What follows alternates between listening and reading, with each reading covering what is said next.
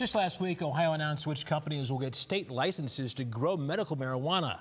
But we found a growing number of people not waiting for dispensaries to be up and running. Instead, they're heading to a select group of doctors right here before heading over the border to Michigan.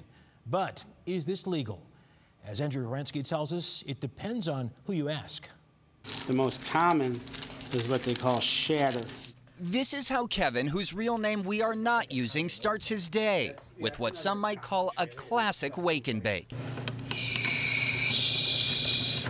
That's it. Legal in the eyes of Ohio as of last year when Governor John Kasich signed House Bill 523 into law, giving patients such as Kevin with qualifying conditions the right to use medical marijuana. He inhales from a rig, not a bong, or he'll vape it. Which makes a difference because under the law there are rules, and one of the rules, you cannot smoke it.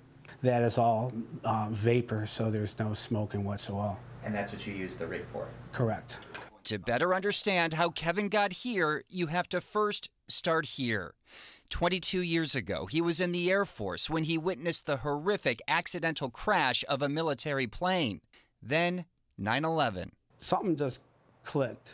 I started suffering from post-traumatic stress disorder.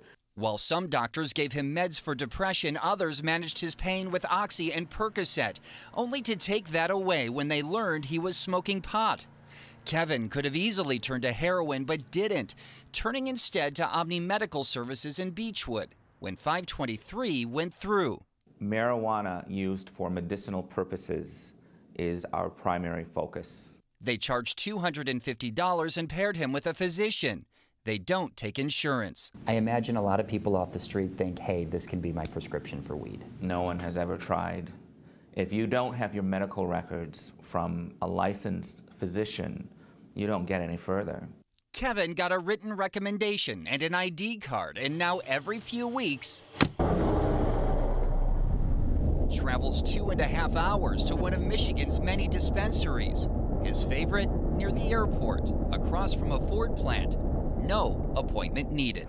We don't have permission to go inside, so we're staying out here on the sidewalk, but you can see it's a pretty nondescript place. Actually shares space with a dental practice. Nothing about marijuana written anywhere on the outside. The only sign of it, this symbol, a green cross. We witnessed a steady stream of foot traffic before Kevin came out with the biggest box of anyone, full of products that could easily be mistaken for regular food. I got some brownies. Even kids' candy. Smell anything? Smell like candy. Kevin spends about $500 a month, and unlike a prescription, there isn't a limit on how much he can buy. Is that a concern? When you go to a pharmacy to fill your prescription for OxyContin, is it a concern that they give you 30 pills? And you could take them all on the same day. Right.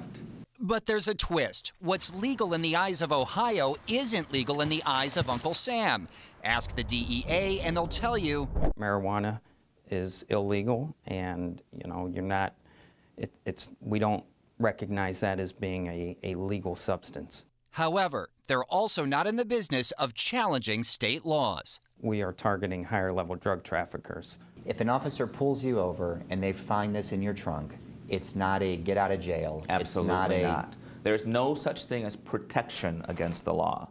With people like Kevin willing to take that risk, convinced his world has improved. My quality of life is better, my mood's better, the way I react and respond to things is better, and I don't have all these side effects that I used to have. Hoping others can one day feel the same. Andrew Horansky, Channel 3 News. And Ohio's dispensaries have a September 8th, 2018 deadline to be up and running.